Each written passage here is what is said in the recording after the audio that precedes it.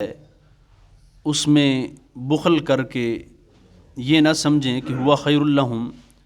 کہ وہ ان کے لیے بہتر ہے، بل ہوا شر لہم، بلکہ وہ ان کے لیے برا ہے۔ سیطوقون ما بخلوا بہ یوم القیامہ، جو وہ بخل کر رہے ہیں اسی مال کا عن قریب طوق پہنایا جائے گا یوم القیامت، قیامت کے دن۔ وَلِلَّهِ مِيرَاثُ السَّمَاوَاتِ وَالْأَرْضِ، زمین و آسمان تو اللہ کی وراثت ہے، اللہ ہی کی میراث ہے۔ واللہ بما تعملون خبیر، اور اللہ تعالی جو تم عمل کر رہے ہو باخبر ہے، خبر رکھنے والا ہے۔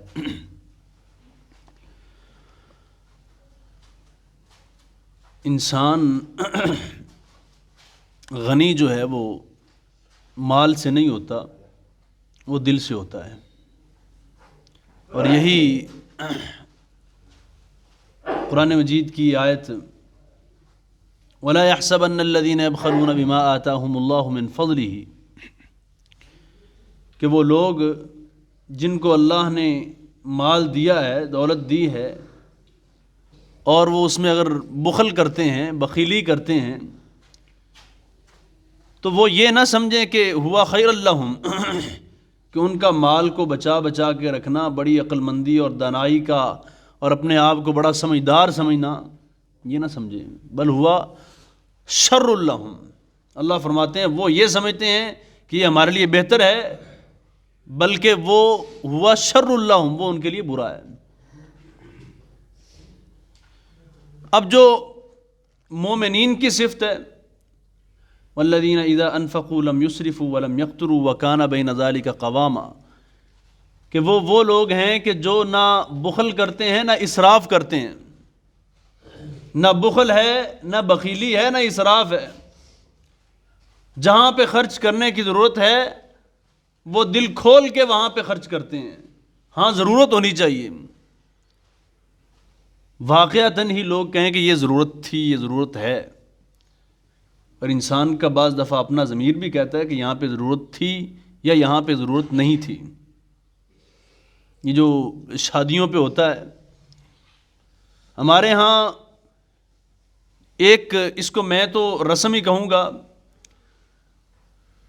کہ انسان اپنی عزت کو بچانے کے لیے وہ کہتا ہے جی 10 دیگیں بھی بچ جائیں نا کوئی مسئلہ نہیں، عزت محفوظ رہنی چاہیے۔ وہ جو 10-12 دیگیں بچ جاتی ہیں وہ سارا ضائع ہو جاتا ہے۔ یہ بھی مال کا ضیاع ہے۔ اتنے لوگ آ رہے ہیں، پتہ ہے کہ اتنے لوگ آئیں گے، اتنے لوگوں کا کھانا بننا ہے، یہ جن کو بلایا وہی آئیں گے نا، 10-10 12-12 دیگیں، بلکہ یہ تو میں محدود سی بتا رہا ہوں آپ کو۔ شادیوں پر جو اس کے علاوہ جو اخراجات ہیں، اب تو لوگ جو ہے نا وہ اور ہی ہواؤں میں ہو گئے ہیں، خواہشات بڑھ گئی ہیں۔ کہتا ہے جی میں نے جہاز پہ جانا ہے بارات لے کے، اور جہاز کا جو ہے نا وہ 2 گھنٹے کا آپ نے رینٹ پہ کیا 6 لاکھ 12 لاکھ 20 لاکھ، اور یہ اس ملک میں ہو رہا ہے جس ملک میں آدھے سے زیادہ آبادی جو ہے وہ غربت کی لائن سے، لکیر سے نیچے ہے۔ اور مومنین کی صفت یہ ہے کہ وہ نہ تو بخیلی کرتے ہیں نہ ہی اسراف کرتے ہیں، حد سے تجاوز کر جانا۔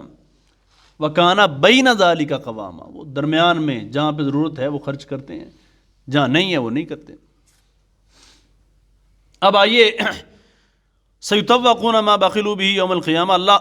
اللہ خالق و مالک نے یہ بات، اس کو ڈیٹیل میں تفصیل میں جانے کی ضرورت ہی نہیں ہے کہ اللہ فرماتے ہیں کہ انسان مال کو جمع کرتا ہے اور وہ سمجھتا ہے کہ یہ میرے لیے بہتر ہے، حالانکہ وہ اس کے لیے بہتر نہیں ہوتا۔ یہ اللہ خالق و مالک کا فیصلہ ہے، اللہ نے بتا دیا، اب اس کو ڈیٹیل میں جانے، تفصیل میں جانے کی ضرورت نہیں ہے۔ آگے فرمایا سَيُطَوَّقُونَ مَا بَخِلُوا بِهِ يَوْمَ الْقِيَامَةِ، رسول اللہ صلی اللہ علیہ وسلم کی حدیث بھی ہے اور یہ قرآن مجید کی آیت بھی ہے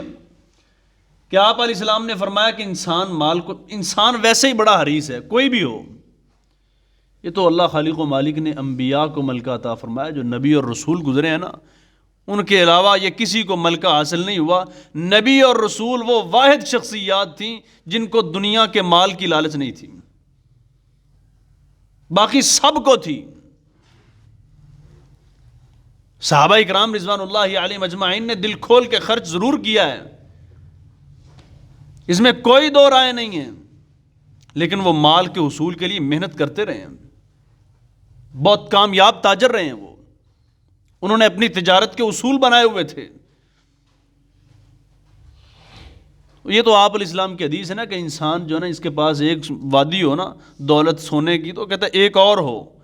اگر ایک اور مل جائے تو وہ پھر کہے گا کہ ایک اور ہونی چاہیے۔ تو آپ علیہ السلام نے فرمایا کہ اس کا منہ تو مٹی بھر سکتی ہے اور کوئی نہیں بھر سکتا۔ تو انسان جو ہے نا وہ ہے ہی حریص مال کا۔ کوئی بھی شخص ہے، وہ آج سے کوئی 10 سال پیچھے چلا جائے، اس کی انکم کتنی تھی، آج اس سے ڈبل ٹرپل ہو چکی ہے، وہ باوجود اس کے یہی چاہتا ہے کہ اور مل جائے اور مل جائے۔ انسان کا خاصہ بھی ہے، انسان کی صفت بھی ہے، انسان کے اندر یہ ایک، اس کو خوبی کہہ لیں یا خامی کہہ لیں۔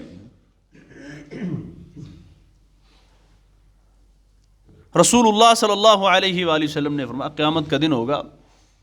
جس کو یہ بڑا سمیٹ کے رکھتا ہے، بڑا جو نا وہ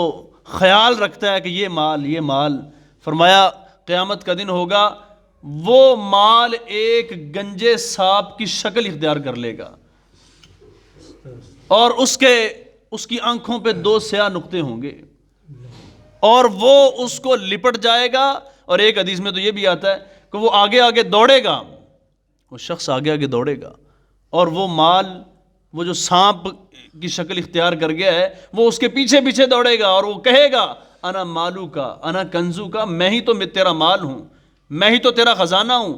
بالآخر وہ اس کو چمٹ جائے گا اور اس کی بانچھوں سے وہ پیچھے سے کھینچے گا اور پیچھے لے جائے گا، اور پھر اس کو وہ ڈسے گا، اور ڈستے ہوئے وہ یہ کہے گا کہ انا مالو کا انا کنزو کا، جس کو تو نے بڑی احتیاط کے ساتھ، بڑی حفاظت کے ساتھ اور بڑے اچھے طریقے سے رکھا تھا، میں وہی تیرا مال ہوں، میں وہی تیرا خزانہ ہوں۔ آج ہم جو ہے نا وہ اپنے بچوں کے لیے، ٹھیک ہے رسول اللہ صلی اللہ علیہ وسلم کی حدیث بھی ہے، آپ علیہ السلام نے فرمایا کہ اپنے پیچھے جو اولاد ہے اس کو کنگال چھوڑ کے نہ جاؤ، بڑی اچھی بات ہے اپنے بچوں کے لیے، لیکن اپنے بچوں کے لیے بھی آپ جمع کر رہے ہیں تو وہ رزق حلال جمع کریں، اس میں 2 نمبری فراڈ، دھوکہ اور یہ سب کچھ نہیں ہونا چاہیے۔ آپ کے بچوں کی پرورش جو ہے وہ رزق حلال سے ہونی چاہیے۔ وہ گیا تھا نا ایک بیت اللہ، مکہ بیت اللہ، اس نے غلاف پکڑا ہوا ہے، اس کے اشعث و اغبرا، اور اس کے چہرے پہ سفر کے آثار بھی ہیں، تھکاوٹ بھی ہے، اور گرد و غبار اس کے کپڑوں پہ بھی ہے، پتہ چل رہا ہے کہ بڑے دور سے سفر کر کے آیا ہے۔ یمد یدیہ الی السماء، آسمان کی طرف ہاتھوں کو اٹھا لیا اور کہتا کہ یا ربی یا ربی یا ربی، ومطعمه حرام ومشربه حرام وملبسه حرام وغذی بالحرام فأنى يستجاب لذلك۔ اس کو جو بچپن میں غذا دی گئی وہ بھی حرام کی، اس کا پینا حرام کا، اس کا کھانا حرام کا، اس کا پہننا حرام کا۔ رسول اللہ صلی اللہ علیہ وسلم نے فرمایا کہ اللہ اس کی دعا کیسے قبول کرے؟ تو جو ہم اپنے بچوں کے لیے جوڑ کے جا رہے ہیں، نمبر 1 تو یہ ہے کہ اللہ پہ بھروسہ کرتے ہوئے انسان کو جتنا اللہ دے رہا ہے رزق حلال وہی ہو، اس سے زیادہ نہیں۔ زیادہ کا مطلب یہ ہے کہ ادھر سے بھی آ جائے ادھر سے بھی آ جائے، 2 نمبر رشوت، ہر چیز وہ جمع کر رہا ہے، یہ نہیں ہو۔ تو اللہ خالق و مالک رزق حلال انشاءاللہ عطا فرمائے گا، اللہ نے لکھا ہوا ہے وما من دابۃ الا علی اللہ رزقها، جس کو اللہ نے پیدا کر دیا اس کا رزق اللہ نے لکھ دیا ہے، وہ اس سے نہ زیادہ مل سکتا ہے نہ کم مل سکتا ہے۔ آئیے رسول اللہ صلی اللہ علیہ وسلم سے پوچھا گیا کہ سب سے بہترین صدقہ کون سا ہے، سب سے بہترین مال کون سا ہے؟ تو آپ علیہ الصلوۃ والسلام نے فرمایا کہ وہ مال ہے جب انسان کو خود بھی ضرورت ہو، انسان جو ہے نا وہ صحت مند بھی ہو، تندرست بھی ہو، اپنے ہوش و حواس قائم رکھتے ہوئے، محتاجی کا ڈر بھی ہو، خود بھی ضرورت ہو، جب وہ اس وقت خرچ کرتا ہے تو وہ سب سے بہترین مال ہے اس کا۔ ہاں آپ علیہ السلام نے فرمایا کہ جلدی کرو اللہ کے راستے میں خرچ کرنے میں، کہیں ایسا نہ ہو کہ تمہاری سانس تمہارے حلق تک پہنچ جائے، تمہاری سانس تمہارے حلق تک پہنچ جائے اور پھر تم یہ کہہ رہے ہو کہ یہ فلاں کو دے دینا، یہ فلاں کو دے دینا، یہ فلاں کو دے دینا۔ آپ علیہ السلام فرماتے ہیں کہ پھر کہنے کی ضرورت نہیں، یہ تو فلاں فلاں کا ہو چکا ہے، اب آپ کے کہنے کی بھی ضرورت نہیں ہے۔ تو بہترین صدقہ انسان تندرست، صحت مند اور مال کی خواہش بھی ہے، محتاجی کا ڈر بھی ہے، جب وہ اس وقت خرچ کرتا ہے تو پھر وہ سب سے بہترین اس کا صدقہ ہے۔ اور رسول اللہ صلی اللہ علیہ وسلم نے فرمایا کہ انسان کا مال جو ہے نا وہ 3 طرح کا ہے۔ انسان کہتا ہے نا مالی مالی، میرا مال میرا مال، 3 طرح کا مال ہے انسان کا، جو وہ کھاتا ہے، جو وہ پہنتا ہے، اور جو وہ اپنے ہاتھ سے اللہ کے راستے میں خرچ کر دیتا ہے۔ یہ 3 طرح کا مال ہے۔ آخری بات سن لیجیے، آخری حدیث سن لیجیے۔ انسان کی وفات کے بعد جو چیزیں انسان کو فائدہ دے سکتی ہیں وہ تقریباً 7 چیزیں ہیں، آپ نوٹ فرما لیں۔ پہلی چیز جو ہے وہ علم ہے، جو انسان سیکھتا ہے، سکھاتا ہے، سیکھے اور آگے لوگوں کو سکھائے۔ جب تک وہ اس کے طلباء، اس سے سیکھنے والے وہ آگے سکھائیں گے، وہ اور آگے سکھائیں گے، جب تک یہ سلسلہ چلتا رہے گا اس شخص کو اس کی وفات کے بعد بھی اجر و ثواب ملتا رہے گا۔ آگے نیک اولاد ہے، یا پہلے بھی سن چکے ہیں، اولاد کی اچھی تربیت کرنا۔ اور بعض لوگ یہ سوال کرتے ہیں جی کہ ہم کوئی بھی صدقہ کریں اس میں اپنے والدین